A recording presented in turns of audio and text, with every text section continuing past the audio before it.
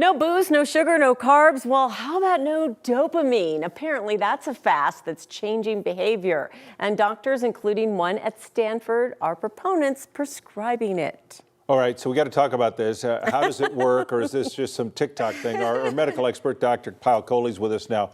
First, when you say no dopamine, like our body produces dopamine, how do we tell it to not make dopamine? So dopamine is our reward chemical. It gets triggered when we have pleasure, we have reward, we have motivation. So think about going out to a nice dinner, having a glass of wine, spending time with your kids. All of those trigger dopamine. Everyone has a baseline level of dopamine. This is what sort of defines how happy we are at baseline. Some people are happier, some are less happy. The problem is when we keep firing those reward centers, they start to burn out.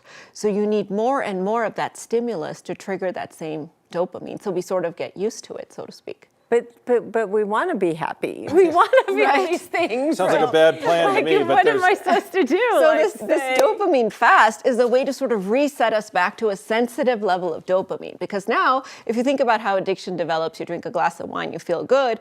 You drink one glass, it doesn't give you the same feel good. So this time maybe you'll drink 2. The next time maybe you'll drink 3. So you start to need more and more because the brain down-regulates those receptors. So the idea of fasting from our reward behaviors, taking a break, this is kind of like dry January too. So that's like no dessert, or no second glass of wine, or no whatever. No watching sports, makes no you enjoying reward. yourself. So, but do we know our baseline? Is there a real baseline? Or are we kind of guessing at what our baseline Yeah. is? Like, because I mean, obviously there is a medical number, but when do we know we're at baseline? So that's a great question. Everybody's baseline is different, and it also evolves over the course of your life. So you can imagine the way we feel in our mood is multifactorial and really, really complex. It's not just our behavior, it's our circumstances, it's our health, it's all of these other things. And as we get older, you can see differences in levels of dopamine neurons as well. So certain neurological diseases can change how dopamine works in our brain.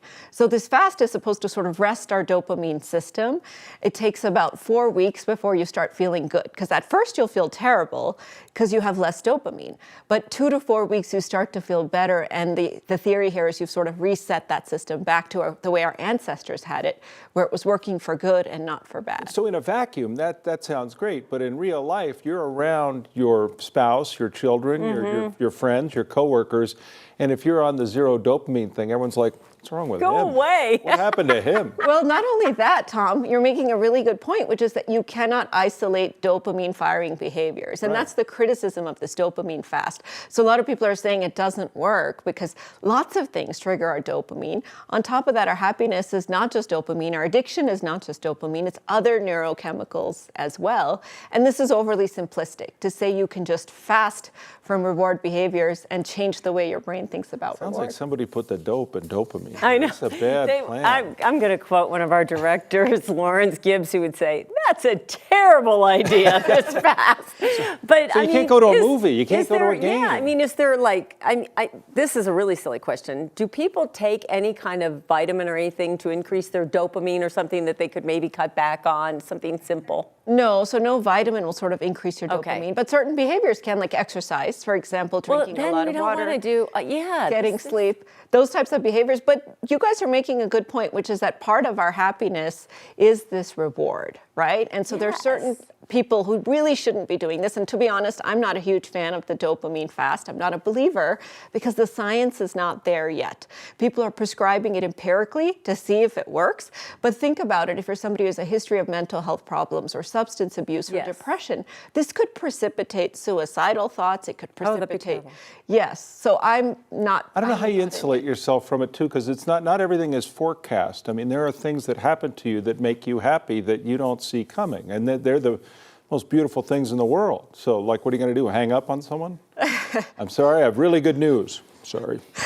Not taking that call Can't today. take it. I'll talk to you in February. But it will increase your awareness. And that's where I'm going to say you don't want to hang up on the person, but you start to figure what makes you happy, what triggers that happiness center in your brain. And to me, maybe even participating in the dopamine fast, even if it's not scientific and it's all psychologic, could make you a little happier because you start to appreciate what makes you happy. Jeez, won the lottery. This ruins the whole month. The lottery. Got dopamine That'd be a everywhere perfect now. example. Now what am I doing with the I got dopamine? Dopamine cleanup on aisle 3. Big mess.